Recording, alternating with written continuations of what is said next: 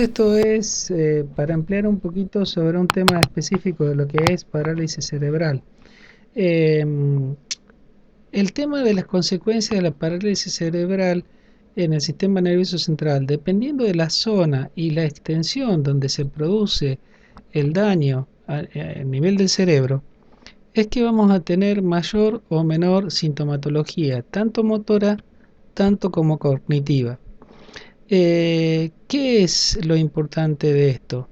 Que así como se presentan cuadros con un grave componente motriz y a veces se presentan cuadros con un cuadro motriz mínimo, es decir, una parálisis parcial, lo mismo sucede con las lesiones en el área cognitiva, que pueden o no estar presentes, y por eso el déficit o no a nivel intelectual. Si un chico que tiene una parálisis cerebral puede o no tener este, un cuadro de déficit intelectual. Se dice que mientras más grande es la lesión a nivel del sistema nervioso central, mayor la probabilidad de que haya realmente un tocamiento en una o varias de las funciones que atañen a los procesos de pensamiento, creación de palabras, interpretación de palabras, ideas, resolución de problemas, cálculos, lectura, audición, etcétera, etcétera, etcétera. Es decir, que mientras más daño tenga el sistema nervioso, mayor probabilidad de que ese chico que tenga un déficit intelectual también. Pero no siempre es así. Entonces hay que es un desafío para el psicopedagogo, como lo es también para un médico pediatra o para quien se encargue de una evaluación de este tipo.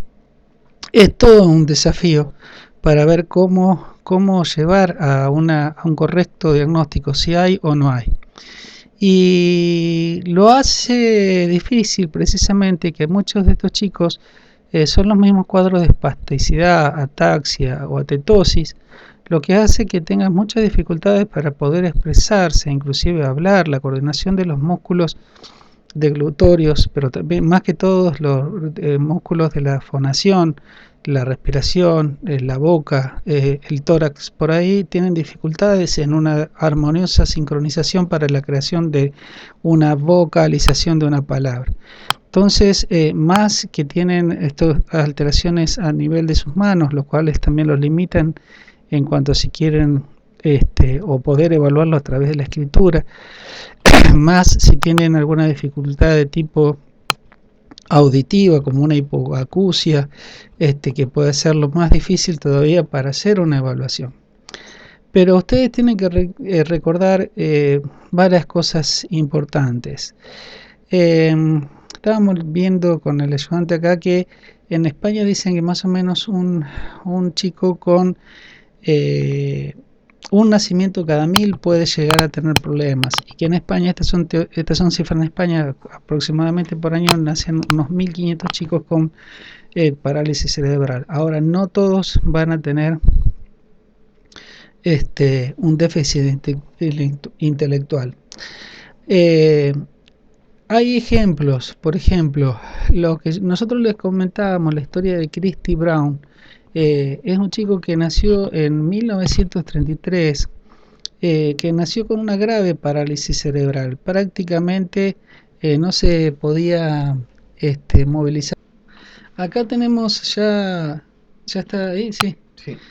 Acá lo tenemos a Christy Brown ya de adulto.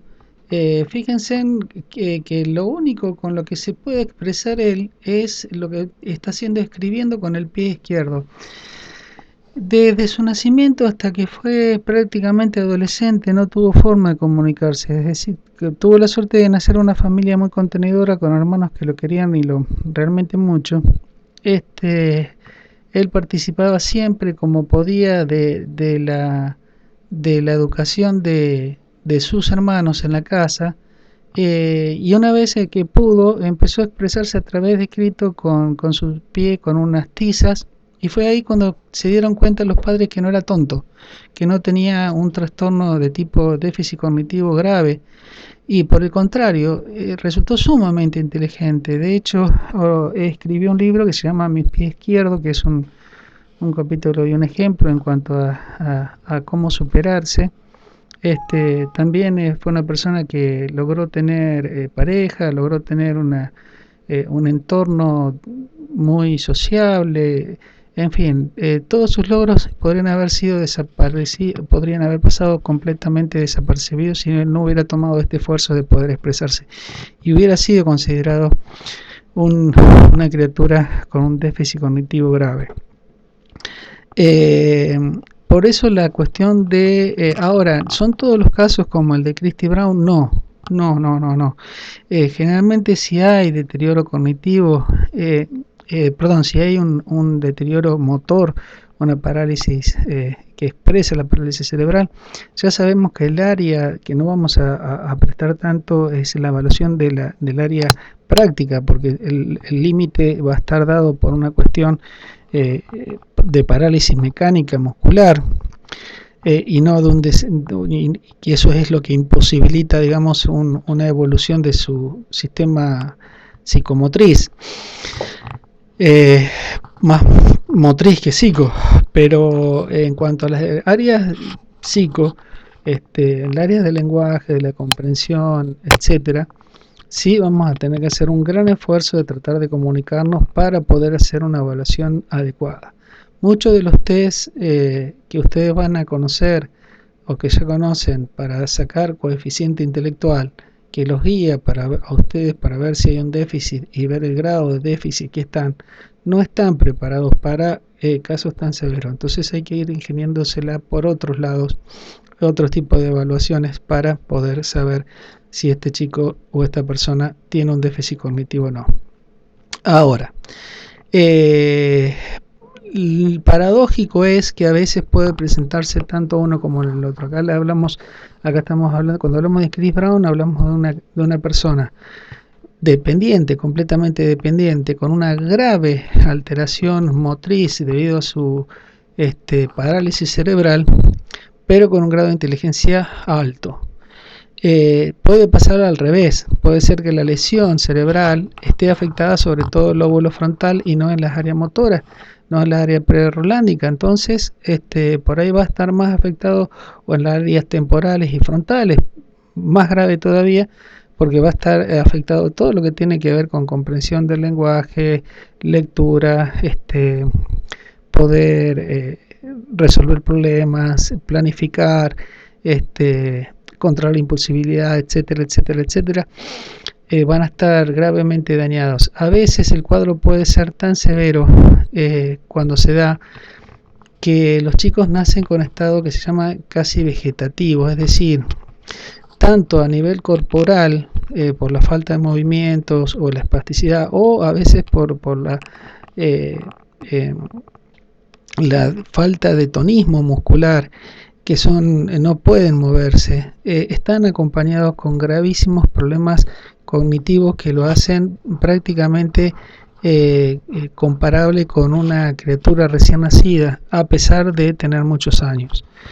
Son estados prácticamente vegetativos, donde la persona o la criatura no puede participar prácticamente nada de sus cuidados, ni en su alimentación, ni en su limpieza, ni en nada. Tanto con el entorno o el intercambio con el entorno es bajísimo. Bueno, pero siempre una parálisis cerebral es un desafío, y nunca se confía en que por ahí pueden tener un grave trastorno motriz delante suyo, pero puede ser una persona muy inteligente, y a veces, desgraciadamente, no.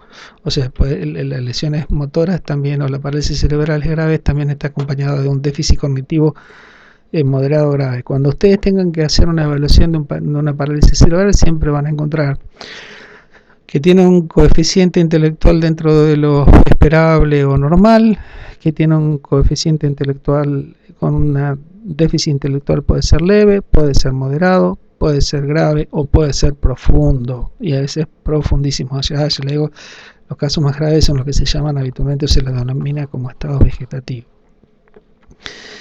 Bueno, eso era para explicar un poquito, más que todo las implicancias y el porqué del estudio de la parálisis cerebral, y sobre todo estar precavido, porque sí, siempre es un desafío en cuanto a